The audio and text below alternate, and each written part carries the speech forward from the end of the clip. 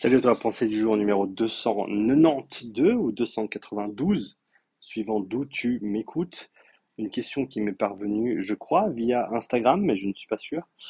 Désolé, je me rappelle plus du nom de la personne qui a posé la question. La question était, est-ce que ça peut être intéressant de faire du travail de type zone 2 avec des charges légères pour rester spécifique au CrossFit?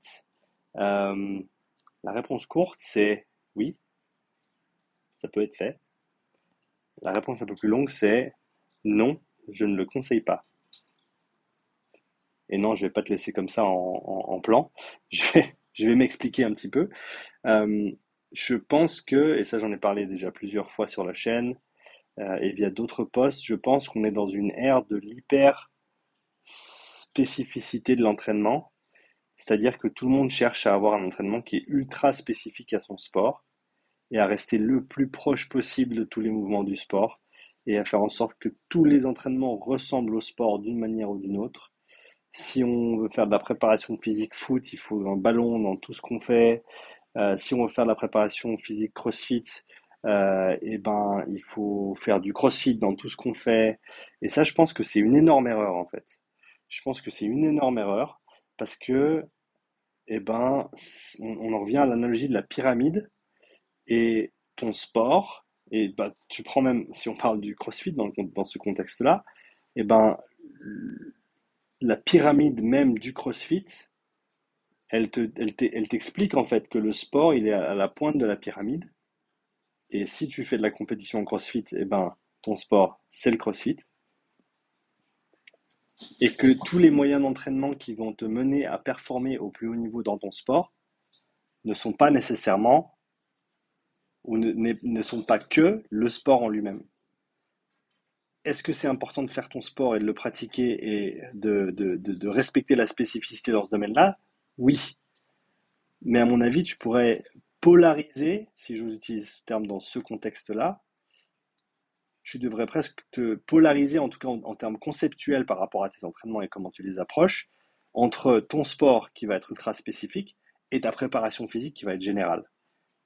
Et donc ta préparation physique ne se doit pas de rester spécifique à ton sport, parce que c'est une préparation physique générale, et que le général va soutenir le spécifique, que le général va développer des qualités que tu ne peux pas développer aussi bien avec le spécifique, simplement dû à la nature des gestes, la nature des mouvements, les contraintes du sport, peu importe le sport, mais surtout le CrossFit. Et donc, tu as tout intérêt, en fait, dans ton travail de conditionnement, de travail de renforcement, dans ton travail de technique, de t'éloigner du sport avec ses contraintes de temps, ses contraintes de répétition, ses contraintes de haute intensité, de t'éloigner du sport dans tes entraînements pour ensuite mieux y revenir et mieux performer.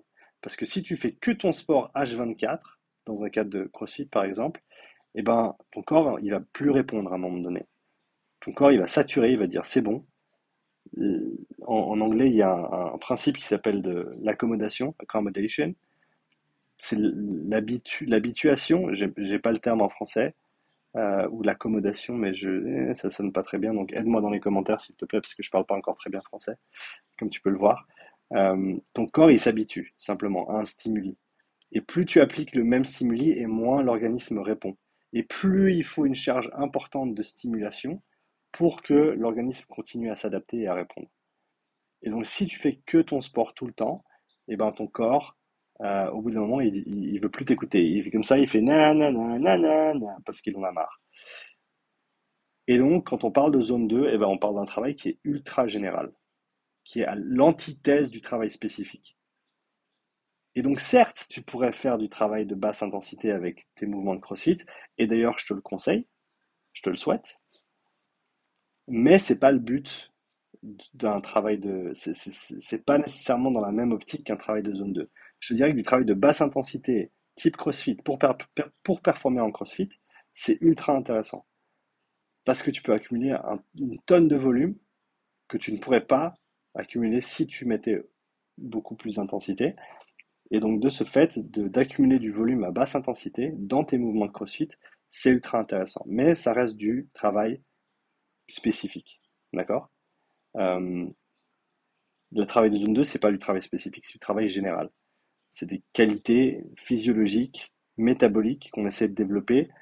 Et donc, simplement pour les raisons que j'ai énoncées dans cette pensée du jour, et aussi pour simplement te donner un petit peu de repos de ton sport et de ne pas faire que tes mouvements et que ton sport tout le temps, et je te dirais non, tu as intérêt à poser ton cul sur un vélo et faire de la zone 2 comme tout le monde. Et à pas t'embêter à rajouter des mouvements de crossfit partout pour essayer de faire en sorte que ce soit plus proche de son sport, de ton sport. Euh, voilà, j'espère que c'est assez clair. J'espère que c'est cohérent. J'attends tes questions dans les commentaires sous cette vidéo. Si tu l'as pas encore checké, va checker dans les commentaires, non, pas dans les commentaires, dans la description de la vidéo, parce que je viens de sortir une petite formation gratuite sur les ergos concept 2, comment utiliser le rameur, le ski erg, le bike erg, comment utiliser tout l'écosystème qui gravite autour ou qui lie, si on veut bien, ces machines et le super travail qu'on peut faire en les utilisant, notamment le log en ligne qui est gratuit, le log concept 2, l'application qui est gratuite également, l'application mobile, le PM5 qui est l'écran, le moniteur de performance sur tous les ergo concept 2, les conversions d'unités, donc je parle de tout ça dans cette formation gratuite.